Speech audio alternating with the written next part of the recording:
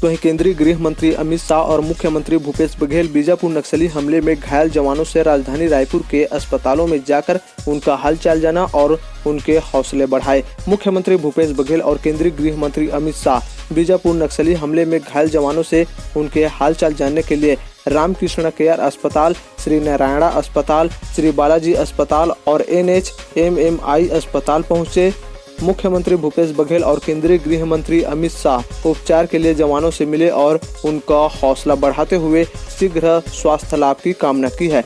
मुख्यमंत्री भूपेश बघेल और केंद्रीय गृह मंत्री अमित शाह जवानों के स्वास्थ्य स्थिति के बारे में अस्पताल प्रबंधक से भी चर्चा की है और बेहतर इलाज सुनिश्चित करने के लिए निर्देश दिए हैं। इस अवसर पर पूर्व मुख्यमंत्री डॉक्टर रमन सिंह, गृह मंत्री श्री ताम्रध्वज साहू, खाद्य मंत्री श्री अमरजीत भगत एवं अन्य जनप्रतिनिधिगण उपस्थित रहे। छत्तीसगढ़ समाचार के लिए रायपुर से ब्यूरो रिपोर्ट।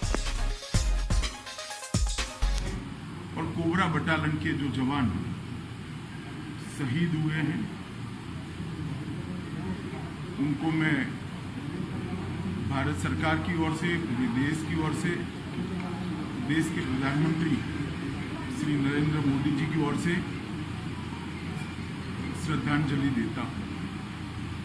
उनका ये सर्वोच्च बलिदान व्यर्थ नहीं जाएगा। ये लड़ाई को निर्णायक मोड़ पर पहुंचाने के लिए उनका बलिदान देश हमेशा याद रखेगा। विगत कुछ वर्षों में नक्सलियों के खिलाफ लड़ाई निर्णायक मोड़ पर पहुंची है और इस दुर्भाग्यपूर्ण घटना ने इसको और आगे बढ़ाने का काम किया है। हम 2 मकाम और आगे बढ़े हैं।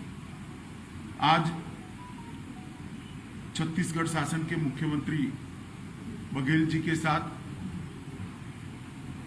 सभी फोर्स के अफसरों के साथ अभी रिव्यू मीटिंग भी की और रिव्यू मीटिंग के अंदर ये लड़ाई की गति किसी भी तरह से कम न हो, ये सुझाव अफसरों की ओर से ही आया, जो बताता है कि हमारे जवानों का मॉरल अभी भी इंटैक्ट है और आगे बढ़ा है। और मैं देश को विश्वास दिलाना चाहता हूं कि लड़ाई रुकेगी नहीं और गति के साथ आगे बढ़ेगी और इसको हम अंजाम तक ले जाएंगे। ये लड़ाई में अंत में नक्सलवादियों के खिलाफ हमारी विजय निश्चित है। विगत 5-6 सालों के अंदर छत्तीसगढ़ के अंदर जितने भी कैंप अंदर तक ले जाने थे उसमें काफी बड़ी मात्रा में हमें सफलता मिली है। छत्तीसगढ़ शासन और भारत सरकार ने मिलकर अंदर जाने की गति को बढ़ाया है और उसी ही जुल्लाहट में इस प्रकार के घटनाएं सामने आती हैं। विकास के मोर्चे पर भी ढेर सारे काम हुए हैं। कोरोना के कारण थोड़ी गति विगत 1 साल में मंद हुई है, मगर मैं मानता हूं कि जितने भी सुझाव ट्राइबल जनप्रतिनिधि की ओर से, मुख्यमंत्री छत्तीसगढ़ की ओर से, छत्तीसगढ़ के सांसदों की ओर से मिले हैं, वो सभी पर कार्यवाही चालू है। तो ट्राइबल एरिया के अंदर एक और विकास के काम को तेज करना और हथियारी ग्रुपों के खिलाफ लड़ाई को तीव्रता के साथ आगे बढ़ाना और उसको अंजाम तक ले जाना। दोनों मोर्चों पर दोनों सरकारें मिलकर मक्कमता के साथ लड़ रही है। देश के प्रधानमंत्री मोदी जी ने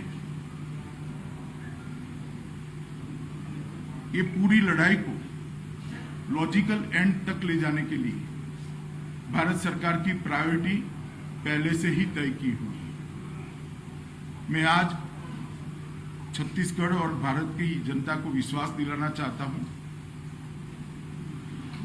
कि ये जो घटना हुई है इसके बाद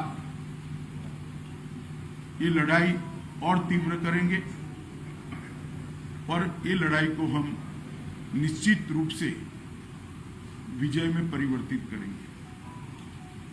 जो जवान शहीद हुए हैं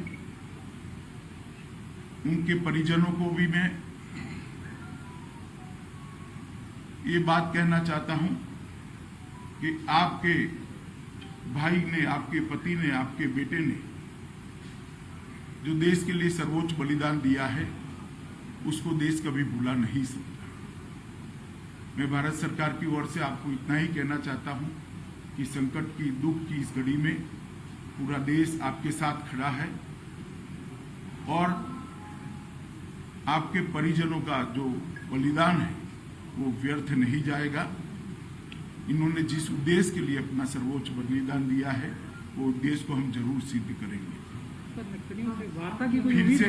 फिर से एक बार मैं शहीद हुए जवानों को श्रद्धांजलि देना चाहता हूं और उनका सर्वोच्च बलिदान जो है वो व्यर्थ नहीं जाएगा, इसके लिए मैं देश को विश्वास दिलाता हूं।